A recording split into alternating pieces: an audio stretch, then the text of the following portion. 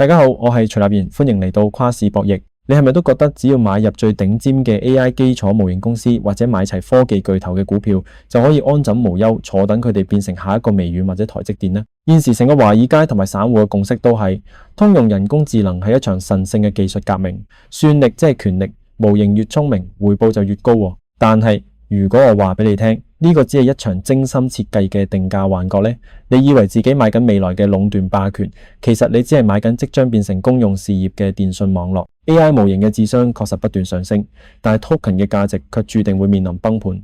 呢個就係我哋今日要徹底撕開嘅殘酷真相。點解大家會對 AI 有咁深嘅信仰？我哋要回溯一下呢個敘事嘅起源。過去2年 GPU 極度短缺，算力排隊供給嚴重受限，令到一班 AI 模型企業睇落就好似壟斷者咁高高在上。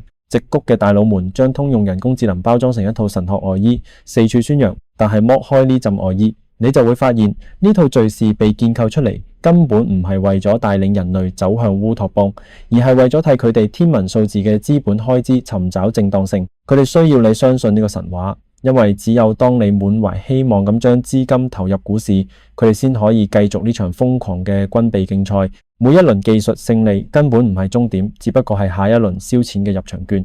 呢個概念並非自然法則，而係資本市場為咗維持資金鏈條不斷裂而被建構出嘅一種集體催眠。你相信咗呢個劇本，所以你心甘情願地用自己辛苦儲落嘅資本去追逐嗰啲市盈率高到離地嘅科技股，成為咗系統呢部絞肉機裏最敬業嘅燃料。你以為自己係坐喺牌台上面嘅玩家，其實你只係菜單上面嘅一道菜。當你仲喺度幻想 AI 會顛覆所有行業嘅時候，真正嘅資本家已經喺度計算緊折舊率同埋電力成本。Meta 嘅朱克伯格最近發表咗一份超級智能宣言，表面上講到天花龍鳳，話要將科技民主化，免費俾幾十億人使用。但係你除低塊浪漫濾鏡去睇，佢真正嘅殺着係隱藏喺細節入邊嘅動態拍賣機制。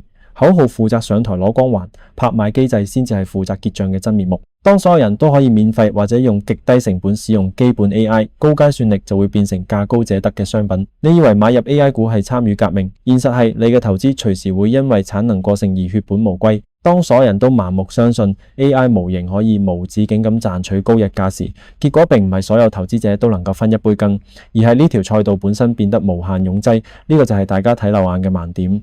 現時 AI token 嘅高昂價格根本唔係智慧本身嘅定價，而係因為塞車同埋稀缺而產生嘅過路費，就好似旺季嘅機票或者高峰時段嘅電費咁。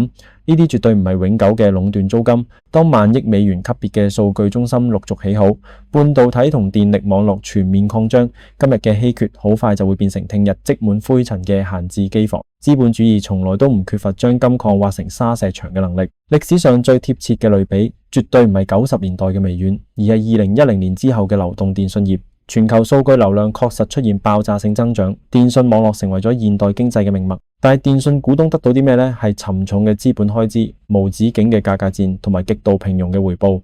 真正賺大錢嘅係建立喺網絡之上嘅應用層公司。容量爆炸絕對唔等於股東回報爆炸，有時候佢只係等於折舊爆炸。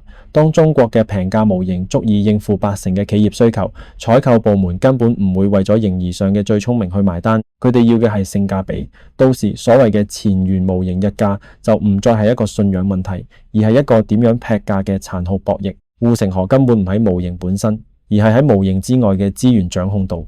Meta、Google、微軟呢啲巨頭，佢哋擁有雲端、廣告網絡、硬件入口同埋龐大嘅資本，佢哋可以將 AI 變成免費工具嚟擴大版圖，然後透過控制流量同埋算力拍賣嚟抽水。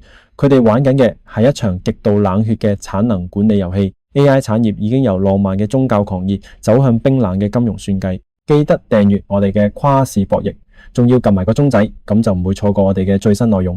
如果有興趣，請加入我哋嘅 Facebook 專頁及 Patreon 會員，資料在下面 info box。我係跨市博弈徐立言，下次節目再見。